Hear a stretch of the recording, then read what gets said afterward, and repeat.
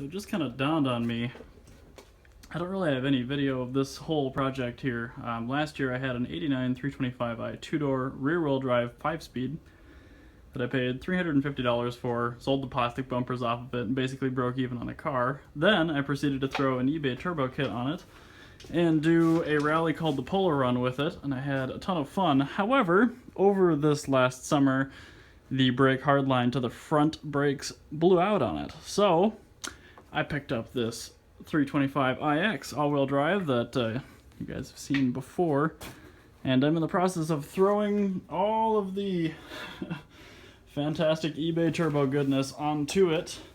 I've already transferred most of the front clip from the old car. However, the original eBay turbo manifold did not clear the front subframe on the iX, because this car originally, this turbo kit was on my rear-wheel drive car, which has a rear subframe, no drive axles, different steering rack, whole bunch of different stuff.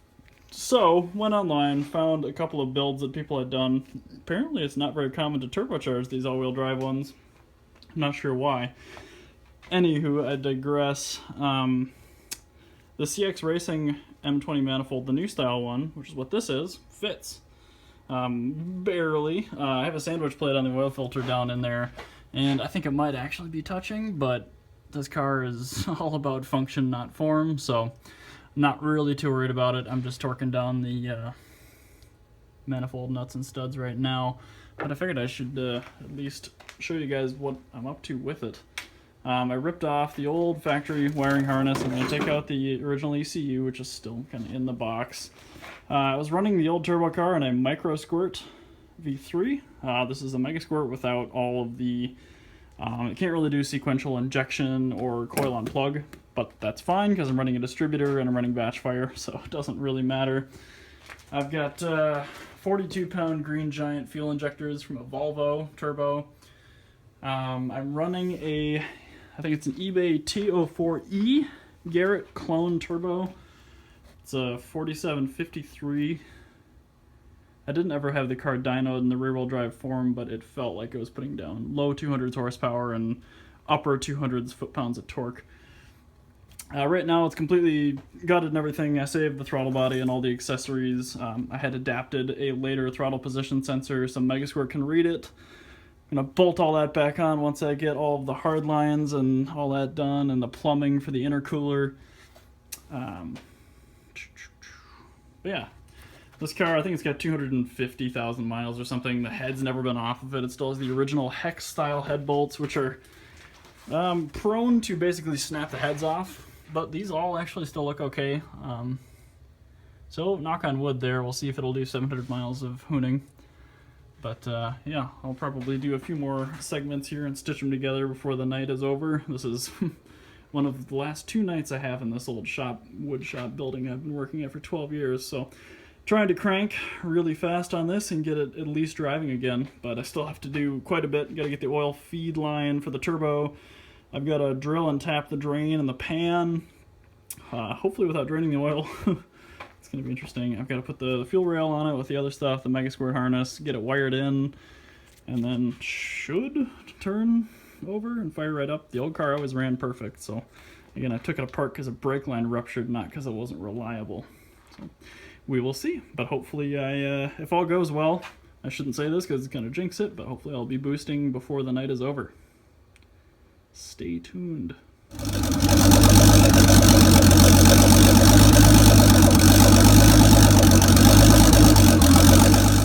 Well, here it is again.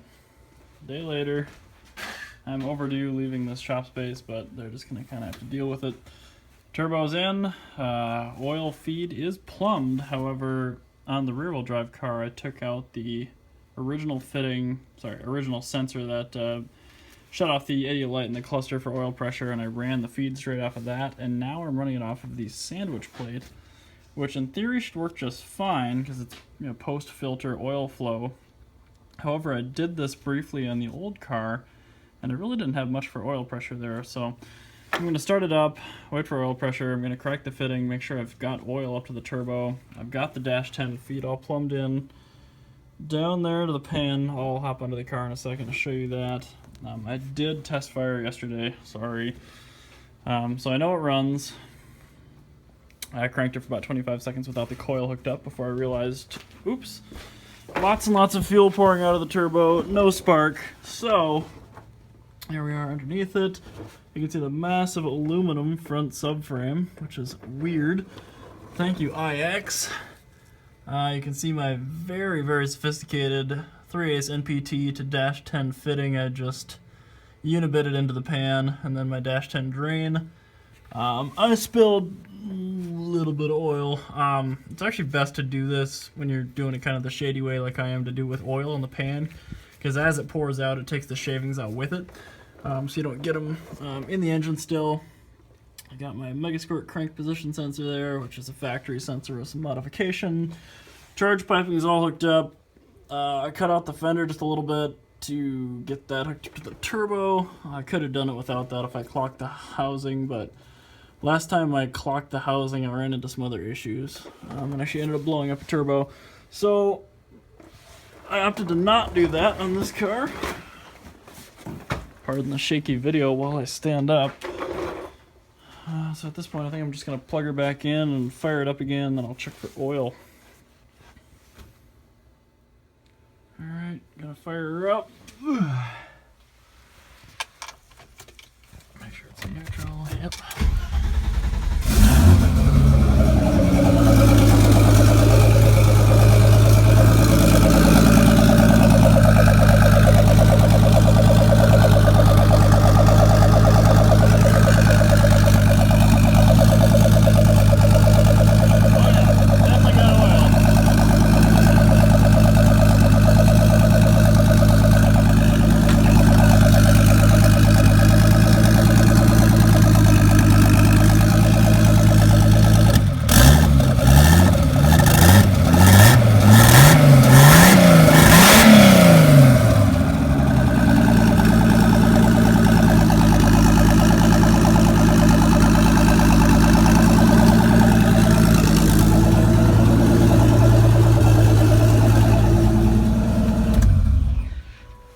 She runs insanely rich when she's cold. I don't run an idle air control valve on this car, so... Oh, and the tune on it is something I did with a wide band on the street. So it's not exactly perfect, but, you know, it does get the job done.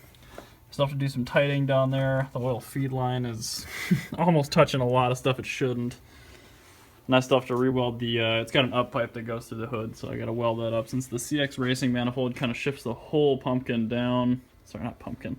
The whole turbo down and kind of clocked in a little bit. It used to sit nose right about here, and actually had trouble getting an intake on it. So this will be a little easier now. But it runs. I'm gonna again hop back into the car and make sure I don't just have a massive gaping oil leak in there from the tapped fitting, because it's not as good as when you weld. But even though I've got an aluminum TIG right over there, I do not have the patience or time to deal with that. It looks like we are okay. Even if it's not perfect, it's good enough for this car for right now. Alrighty.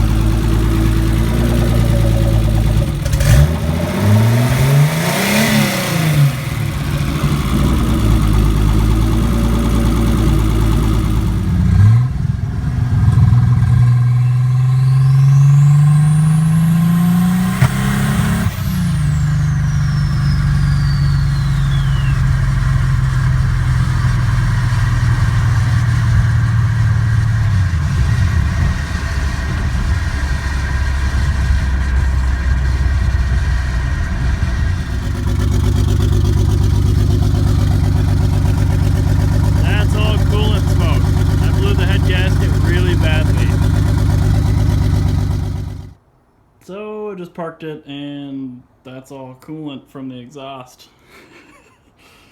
She popped. 15 seconds of boost, and kaboom. Guess 240,000 mile head gasket and stock hex style head bolts just didn't like that too much. So, here I am 2 days after I'm supposed to be out of this place. I've got my metric blues and my Elring Klinger head gasket set, which I had intended for the old car, but really was hoping not to have to use on this one. And yeah, I'm gonna hopefully try and do a head gasket tonight. So, I'm to the point now where everything's disconnected and I'm gonna take the head off.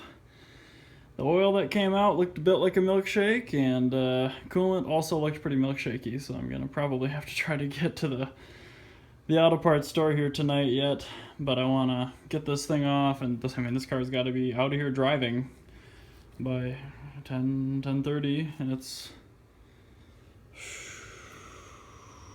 not even 8, so that should be okay. Oh man, what a nightmare. Popped in 15 seconds of boost.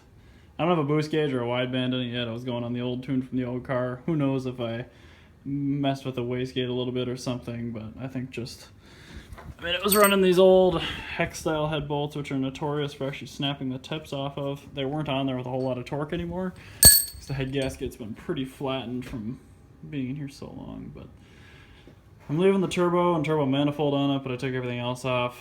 I do have a full new head gasket set in there to put in here, but it's gonna be a long night. But I have nobody to blame but myself.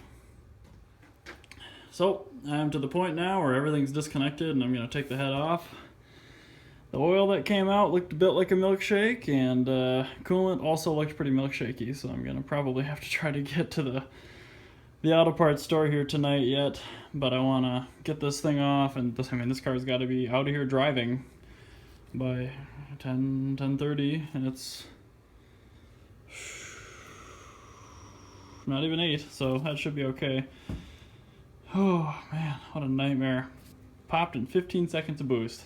I don't have a boost gauge or a wideband in it yet. I was going on the old tune from the old car. Who knows if I messed with the wastegate a little bit or something, but I think it was running these old hex style head bolts, which are notorious for actually snapping the tips off of. They weren't on there with a whole lot of torque anymore, because the head gasket's been pretty flattened from being in here so long. But I'm leaving the turbo and turbo manifold on it, but I took everything else off. I do have a full new head gasket set in there to put in here, but it's gonna be a long night. But I have nobody to blame but myself.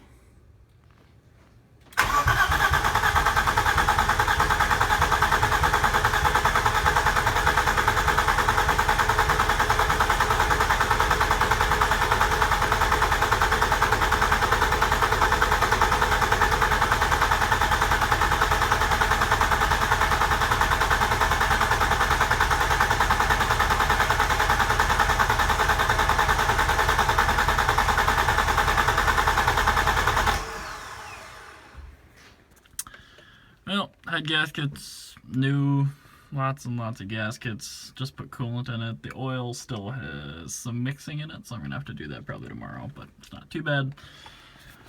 Everything's all hooked up. I think we'll know if it starts on fire, but I'm going to crank her up.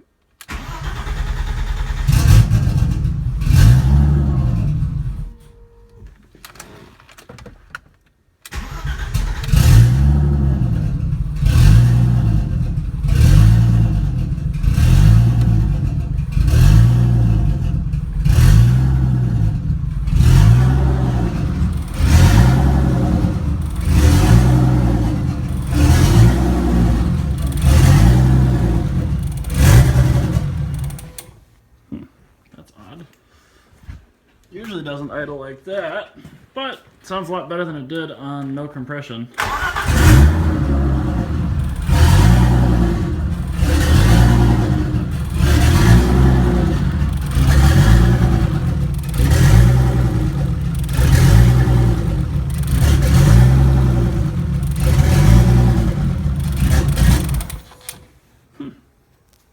I don't know what's going on.